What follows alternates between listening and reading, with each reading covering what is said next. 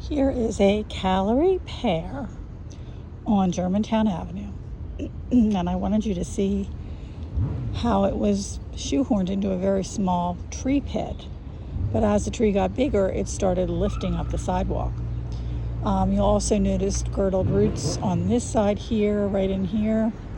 And right in the front here, you'll see a big girdled root.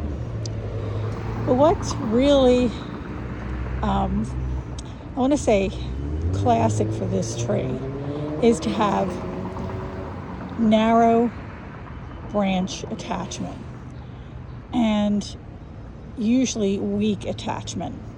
And here's a good example. As you come up the tree, this tree must have had a codominant leader, and you could see that with codominance, where the branches met up here, it started to collect debris and perhaps even create a disease. And as you go up the tree, the majority of the tree is hanging over the street. There is nothing on this side, as you can see. So a tree that's very imbalanced. And so when you have trees like the callery pear, you really have to wonder, is this a safe tree to be here in the city? And that's one of the reasons why a lot of people don't like it, because of splitting branches. But also the other thing is that this tree has small fruit on it. And the small fruit it was supposed to be a compromise between a regular pear and this pear, because regular pears used to be planted along city streets and the pears would drop. And you have these big pears on the street, especially in Old City.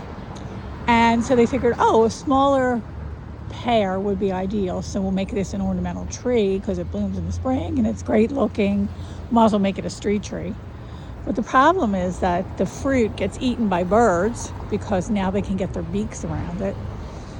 And the fruit of the seed gets carried. And creating these large, massive monocultures of callery pears.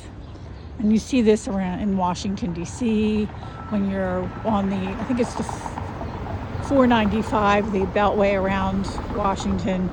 You'll just see a whole white cloud of blooming trees in the springtime. We have them here in Philadelphia, too, along the expressway. So here is the callery pear. And just be mindful of planting it. If you see it in a nursery, please try to avoid purchasing it, because it is one that really can cause havoc, especially as a city street tree.